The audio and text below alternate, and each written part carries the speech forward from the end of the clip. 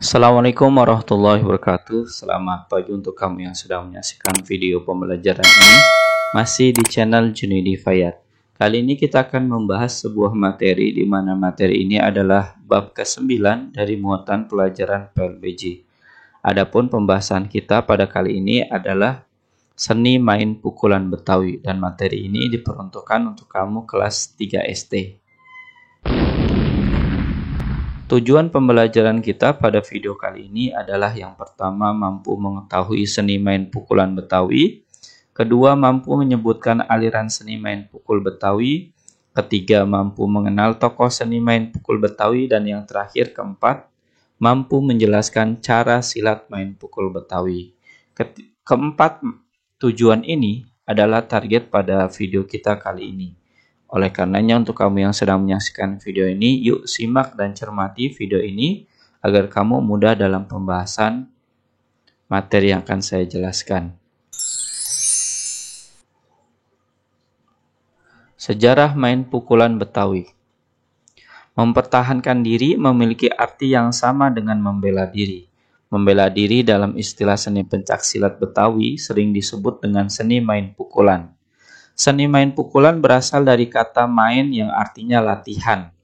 Ilmu main pukulan tidak boleh digunakan untuk berkelahi, melainkan untuk membela diri saja. Nah, di sini ada gambarnya ya, yang sedang berlatih main pukulan. Zaman dahulu, masyarakat Betawi harus bisa mengaji dan main pukulan. Banyak mualim, orang-orang soleh yang pintar ya, Betawi yang pandai main pukulan. Pada waktu itu, ilmu main pukulan sangat diperlukan oleh para mualim dalam menyebarkan agama. Sebab pada zaman dahulu, penyebar agama berjalan kaki dan berpindah-pindah tempat. Kadang-kadang mereka harus berjalan kaki pada waktu malam hari. Perjalanan di malam hari ini banyak mengundang banyak bahaya. Tokoh silat Betawi. Dalam aliran main pukulan, ada tahapan yang harus dilalui murid yang disebut dengan kenaat. Kenaat adalah tahapan main pukulan di mana murid harus berpuasa selama 7 hari. Dan di hari ke-8 guru memberikan latihan fisik. Latihan fisik ini cukup berat. Misalnya menyelam di sungai dan ketika muncul di permukaan, guru menyambut dengan pukulan. Main pukulan sangat digemari oleh anak-anak Betawi. Mereka mulai belajar main pukulan sejak usia 10 atau 13 tahun. Main pukulan dipelajari oleh anak Betawi baik laki-laki maupun perempuan. Nah, di sini ada gambarnya ya. Beberapa remaja yang sedang belajar main pukulan. Orang yang menguasai main pukulan tidak boleh digunakan sembarangan. Makin tinggi ilmunya, maka akan semakin rendah hati. Guru main pukulan disebut dengan istilah jago. Tokoh jago yang terkenal antara lain Jakman dari kampung Sawah Besar dan Sawah Besar, Saabun dari kampung Kemayoran, Sabeni dari kampung Tenabang atau Tanah Abang, Mirah dari kampung Marunda. Aliran silat Betawi. Ilmu main pukulan memiliki banyak aliran. Ada aliran Sahbandar, Cingkrik, Beksi, Cimande, dan aliran Sabeni. Aliran Sahbandar dan Cingkrik terdapat di Betawi Tengah atau kota. Di Betawi Pinggir terdapat aliran Beksi. Demikian pula di Betawi Pesisir dan Betawi Ora atau Udik terdapat aliran Cimande. Di Tanah Abang berkembang aliran Sabeni. Nama aliran ini diambil dari nama guru yang mengembangkan aliran ini. Ada yang mengatakan bahwa aliran ini merupakan cabang aliran Cingkrik.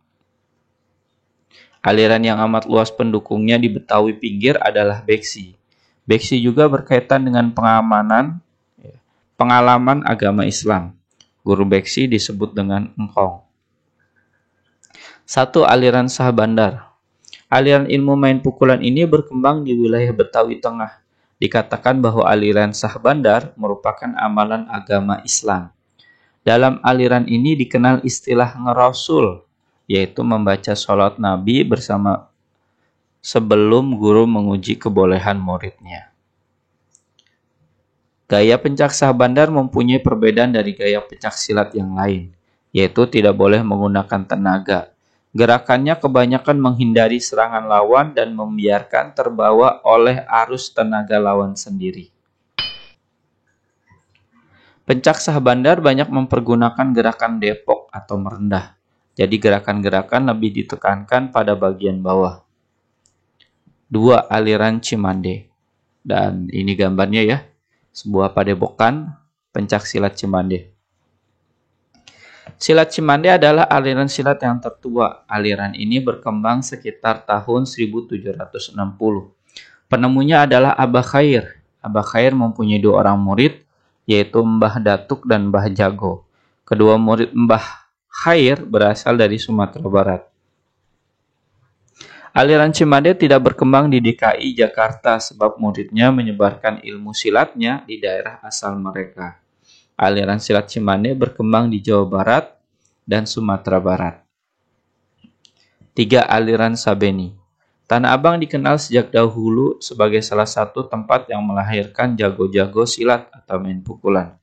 Salah satunya adalah Sabeni yang merupakan tokoh Betawi yang dikenal dengan jurus kelabang nyebrang atau merak ngingel.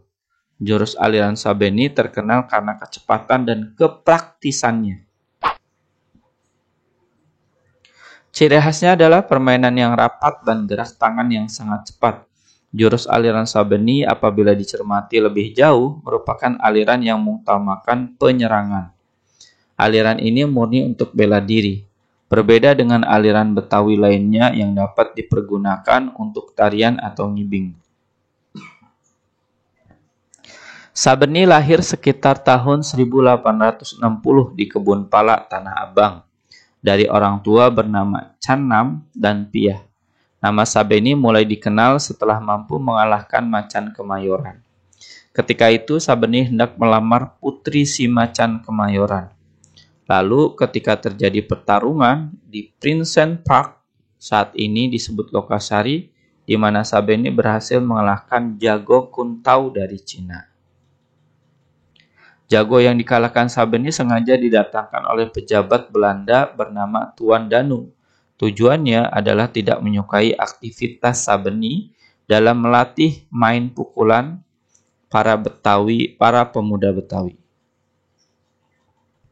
Selanjutnya, ketika Sabeni dalam usia lebih dari 83 tahun, ia berhasil mengalahkan jago-jago bela diri Judo dan karate yang sengaja didatangkan oleh penjajah Jepang.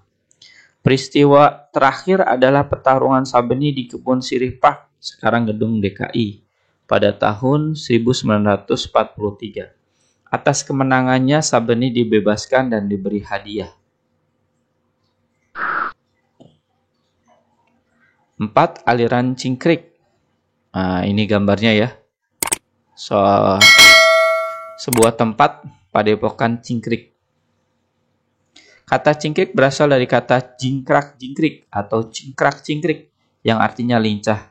Gerakan cingkrak-cingkrik diilhami dari gerak-gerik seekor kera yang lincah. Kemudian gerakan tersebut dikembangkan menjadi sebuah jurus silat, main pukulan yang lincah. Dahulu banyak orang Rawabelong yang menimba ilmu ke Kulon.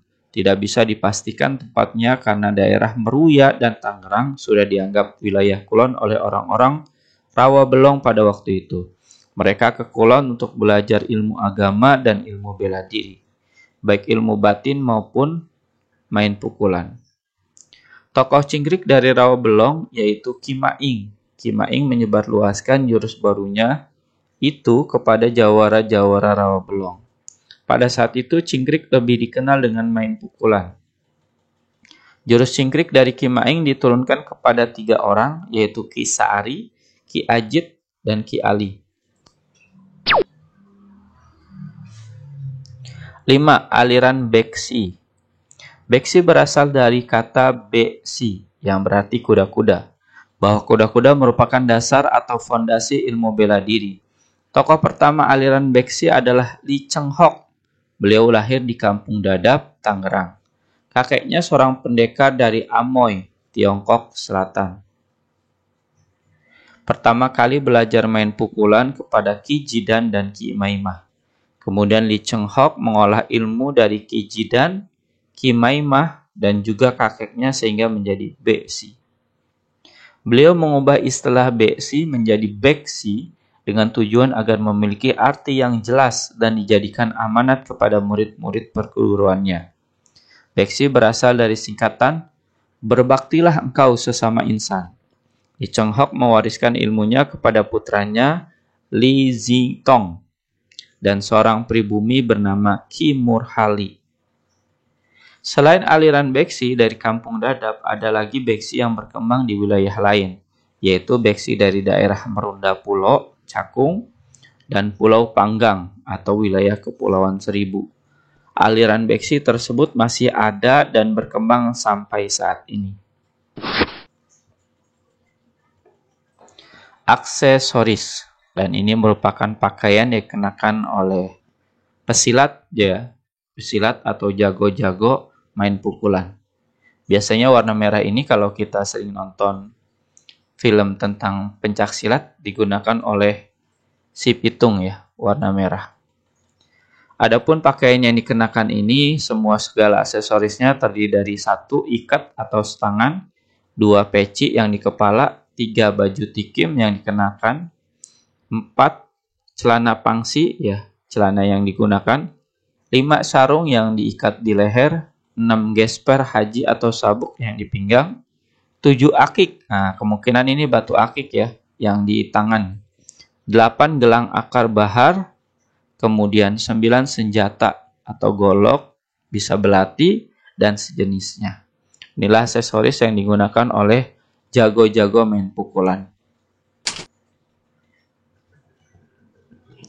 Nilai luhur dari main pukulan. Nilai yang terkandung dalam seni main pukulan Betawi antara lain melatih bersikap sabar.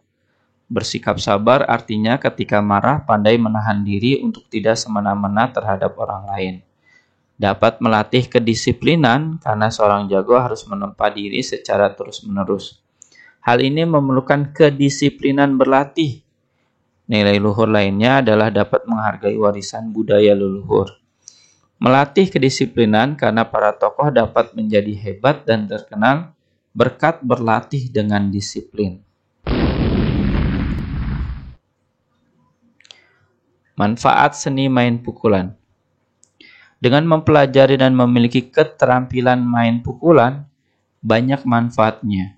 Contoh manfaat secara fisik, yaitu meningkatkan kebugaran dan kesehatan, kekuatan, kecermatan, serta ketangkasan. Manfaat secara moral dapat melatih bersikap sabar, disiplin, tidak sombong, dan menaati tata krama. Tata krama untuk menghormati yang lebih tua dan menyayangi yang lebih muda. Setelah kamu memperhatikan video ini dari awal hingga akhir dengan sempurna, silakan kamu menjawab soal-soal latihan berikut, di mana soal ini diambil dari video pembelajaran kita kali ini. Jawablah dengan jawaban yang benar dan tepat dan sekaligus jawaban hasil berpikir kamu sendiri tanpa meminta dan menerima bantuan orang lain. Silakan kamu jawab dengan jawaban yang benar dan tepat, dan jika kamu kesulitan, silakan kamu mengulang kembali video ini dari awal hingga akhir. Mudah-mudahan dengan cara tersebut kamu dapat menemukan jawaban yang sedang kamu cari. Selamat mengerjakan, selamat mencoba. Saya doakan kamu bisa dalam menjawabnya dengan jawaban yang benar dan tepat. Demikianlah pembahasan kita pada video kali ini. Mudah-mudahan dengan kamu menyaksikan video ini, kamu dapat menambah ilmu, pengetahuan kamu, dan wawasan kamu. Sekian dari saya. Terima kasih telah menyaksikan video ini. Wassalamualaikum warahmatullahi wabarakatuh.